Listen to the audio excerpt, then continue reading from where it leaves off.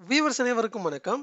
இன்னைக்கு இந்த வீடியோ பதிவுல ஒரு ப்ராஜெக்ட்ல ஒர்க் பண்ணும்போது, ப்ராஜெக்ட் கம்ப்ளீஷன் ஸ்டேட்டஸ் நீங்க கொடுக்கும்போது, ஜஸ்ட் இந்த மாரி வேர்டா குடுக்கறதுக்கு பதிலா, ஒரு சிம்பலோட குடுக்கலாம். எப்படின்னா, கம்ப்ளீட்டட்னா டிக் மார்க்கும், இல்ல பெண்டிங் இன் ப்ரோக்ரஸ்னா அது கேன்சல்ட் சிம்பல எப்படி நம்ம ஆட் பண்ணலாம், இஃப் கண்டிஷன பயன்படுத்தி. இந்த வீடியோல அத பத்தி தெளிவா டீட்டெயிலா நம்ம பார்க்க போறோம். இன்னும் நீங்க நம்ம வீடியோவ லைக் பண்ணாம பார்த்துட்டு இருக்கீங்கன்னா, மறக்காம லைக் பண்ணிக்கோங்க. லைக் பண்ண கையோட சப்ஸ்கிரைப் பண்ணாம பார்த்துட்டு இருக்கீங்கன்னா, மறக்காம சப்ஸ்கிரைப் பண்ணி பக்கம் இருக்க பெல் ஐகான் செலக்ட் பண்ணி அப்படியே ஹாலும் செலக்ட் பண்ணிக்கோங்க நம்ம வீடியோவெல்லாம் தொடர்ந்து பார்க்கறதுக்கு.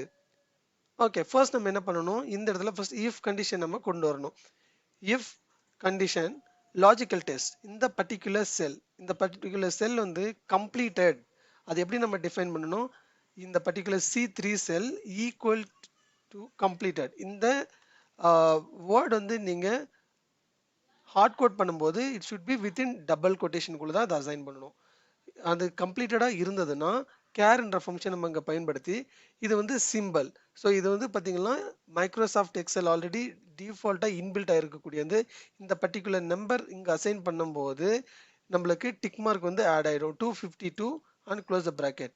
ஒருவேளை இது கம்ப்ளீட்டடா இல்ல டிஃப்ரெண்டா இருந்ததுன்னா if it is false then you can add one more function care and it says 251. 215 வரும்போது உங்களுக்கு கேன்சல் சிம்பல் நம்மளுக்கு இங்கே ஆட் ஆகும் and enter. One more close the bracket, enter. So இந்த மாதிரி வந்து இதை நம்ம ஐடென்டிஃபை பண்ண முடியாது. இப்போ என்ன பண்ணணும், இதனுடைய ஃபாண்ட் ஸ்டைலை நம்ம சேஞ்ச் பண்ணணும்.